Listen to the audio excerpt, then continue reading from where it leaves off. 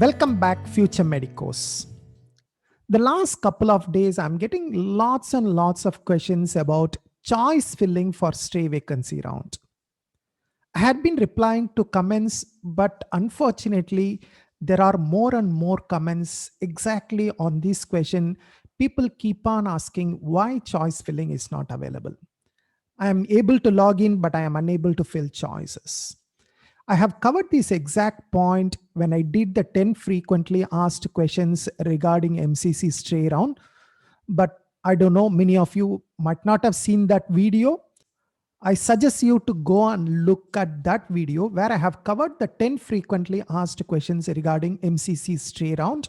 I will provide a link to that particular video in the top corner. Now you can see on the top corner, you will be able to click the link and go to that video.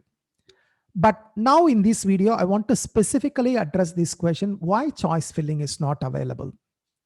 Or how can I fill choices for MCC stray round? And when I said there is no choice filling, many of you are asking that if I'm not filling the choices, how MCC know which colleges I am interested?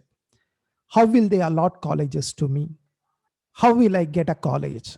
Most of you are still thinking in terms of like how round one happened, round two happened, and mop up round happened. Your mind has not changed. So please understand, this stray vacancy round is not conducted by MCC. MCC is not conducting the counseling. MCC is only preparing the list of candidates. Like if you want to look back, like for example, NTA was conducting only the NEET exam and preparing a list of candidates who passed the exam. You cannot go and tell NTA, hey, I want to fill choices, I want to fill choices. Because at that time, NTA was only preparing the list of candidates. But if you are interested in admission, you need to apply to MCC, you need to apply to your state government, you need to apply to several other state governments. So you have applied at many places to get a seat. Similarly, now MCC's role is only to prepare a list of eligible candidates, but the counseling is done by individual colleges. So remember, MCC is not conducting the stay round counseling. Rather, each college is conducting its own counseling for the vacancies in their college. For example, KMC Manipal has about 7 vacancies in their college. So they will be conducting a counseling for those vacancies.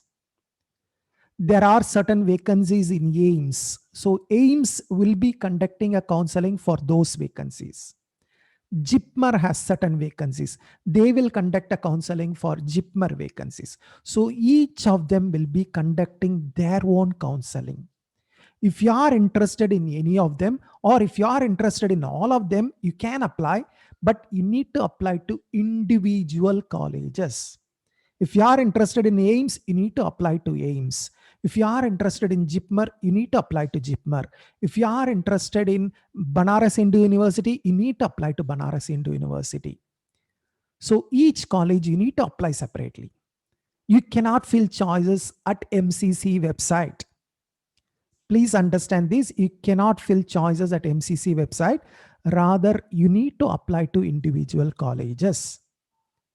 Now, what are the steps involved? Let me reiterate this. I have done this earlier also, but let me rephrase this, present it again, because maybe the earlier video is not clear enough for candidates. Now, what is the step one? The first step is you need to register with MCC. If you have previously registered in round 1 or round 2 or mop-up round, then you do not need to register now.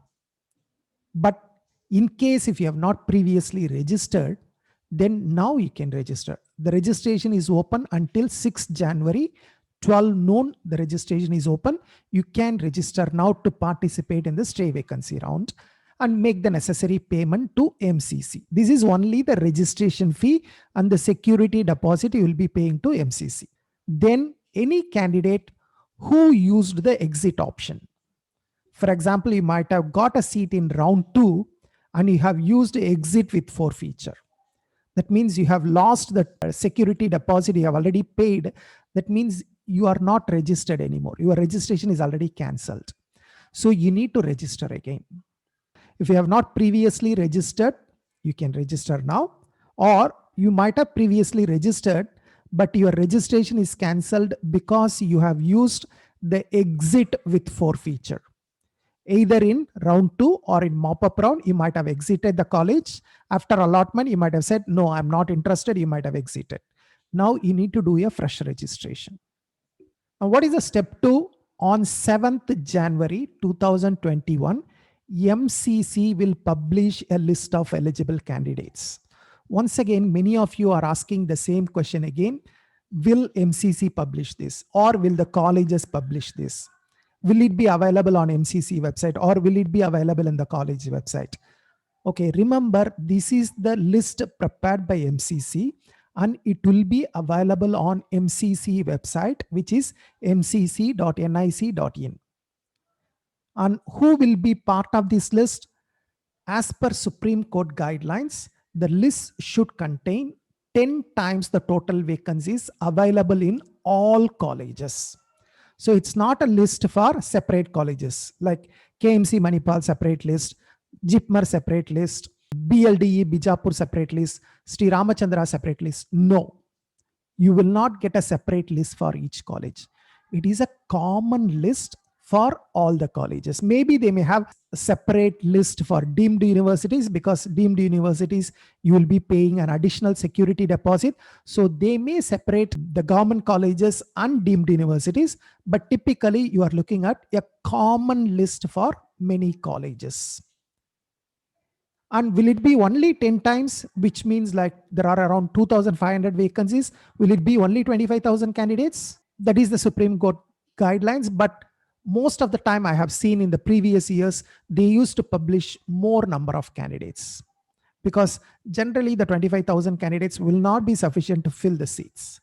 So most likely there may be a second list, third list may come. I'm not saying will come, it may come. Once again, I'm not sure whether it will happen this year.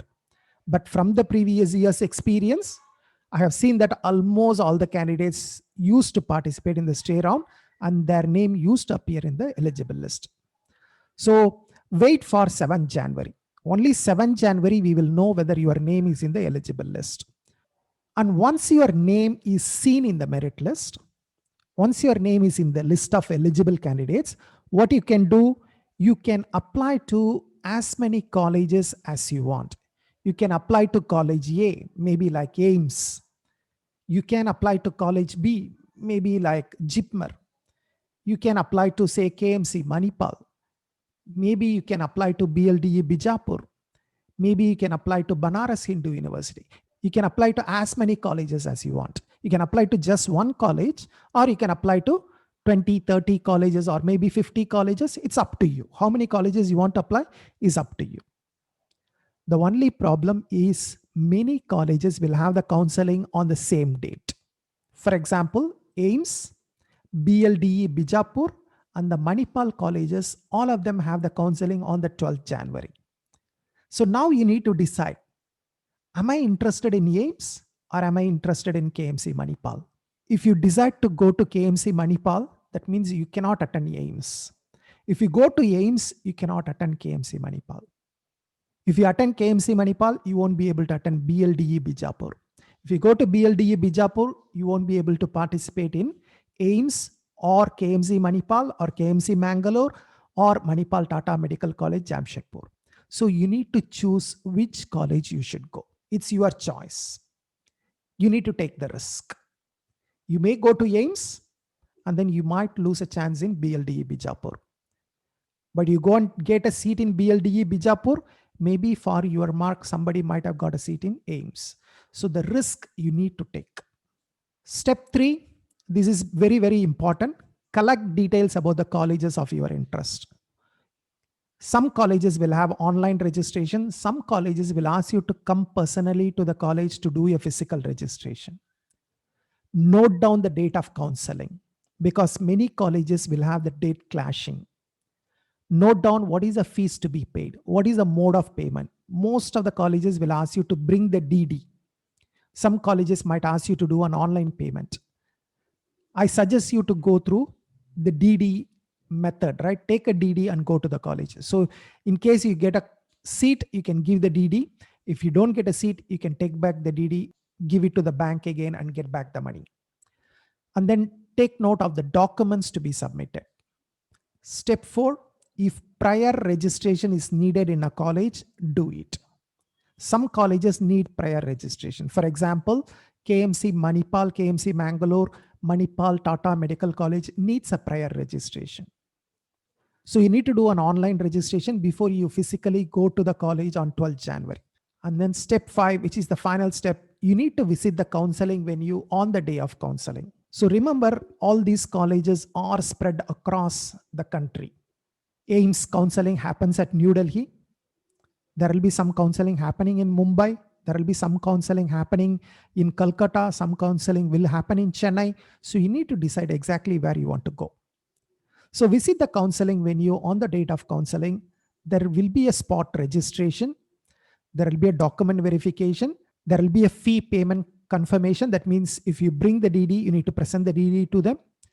And after the spot registration, maybe they take about 2-3 hours to collect the details of whoever coming to the college. Then they will prepare a list based on the candidates reported on that particular day. If, say, for example, 100 candidates have come for counseling to a particular college, then the 100 candidates, they will collect the NEET rank, and based on the NEET rank, they will prepare a merit list of 100 candidates.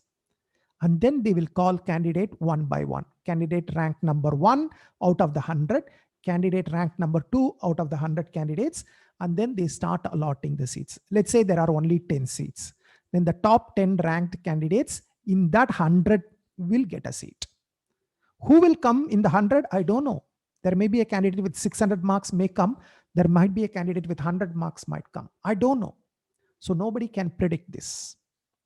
So this is important. They will publish a merit list and then they will allot the seat and then admission will happen. Remember, the most important thing, original documents is mandatory to attend the counseling. Don't waste time visiting the college without original documents. You are going to waste your trip. Some of you are asking, oh, I have a seat in government college, I have a seat in private college, I have a seat in a deemed university, I want to go to AIMS, I want to go to JIPMER. Guys, please remember, if you don't have original documents, you will not be allowed to the counseling. So if you want to participate, yes, by all means you can participate, but resign the existing college. Resign the college, get the original documents, go and attend the counseling. Is there a guarantee that you will get a seat? No, there is no guarantee. You may get a seat, you may not get a seat, right? You might have 600 marks and still you may not. You may have 200 marks and you still might get a seat. Nobody knows. So remember, you are taking a risk. I'm repeatedly advising the same thing to anyone. Please stay with the college. So those are the clarifications I wanted to give. Thank you. My best wishes to you all. If you still have any queries, please feel free to put it in the comments. Thank you. Bye-bye.